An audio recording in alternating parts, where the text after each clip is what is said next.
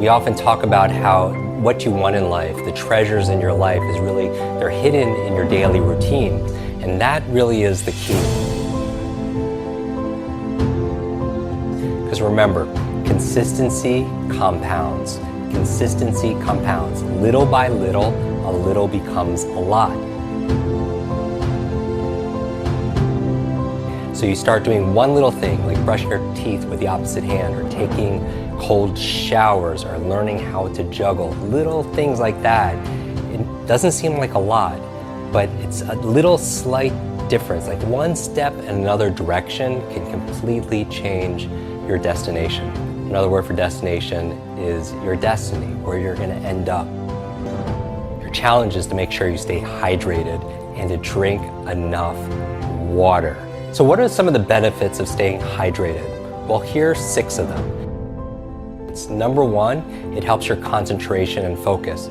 Who doesn't want more of that, right? How do you maintain your focus in a world full of distractions? Stay hydrated.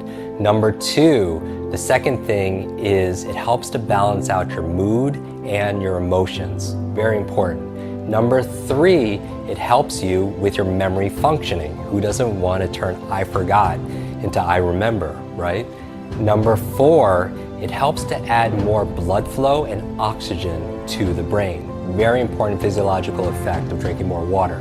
Number 5, it helps you to relieve or maybe even prevent headaches. So those of you who have aches and pains between your ears, think about your hydration.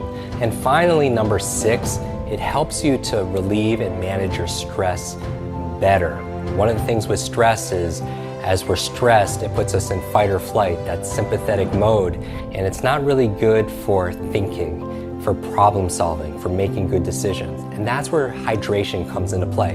It's something so small, but again, as your brain coach, a coach doesn't always tell you something brand new. A coach sometimes will just remind you what you know is true. I always recommend every single time you take a brain break, right? 25 minutes of study, 25 minutes of work, and then you stop. And what do? You take deep breaths, right? Because the lower 1/3 of your lungs absorbs 2/3 the oxygen. But sometimes when we're going through and we're getting through our inbox and we're writing that business plan or whatever, we tend to not breathe because of our posture or because of the state that we're in. So not only do you breathe, but also what else do? You move, because as your body moves, your brain grooves. And finally though, you want to hydrate. That's a perfect opportunity. During your 5-minute brain breaks, take a moment to hydrate. Now, how much water do you need? You've heard many times it's 8 glasses of water. Now, that could be a baseline, but really it depends on a number of factors. It depends, number 1, on your body mass, right? So some people, depending on your size, you might need more or might need less. It also depends on your environment. If you live in an environment where it's very hot, for example, it's kind of obvious, but you need to stay more hydrated. It also depends not only on your body mass and your environment in terms of the climate and temperature, also it depends on your activity level. If you work out a lot and you're running a lot and you're exercising, obviously you want to be able to replace that water also as well.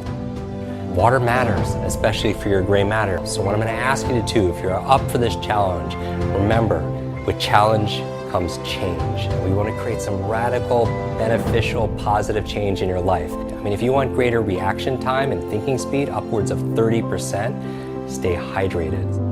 And remember, how much you drink and what you drink matters, especially for your gray matter.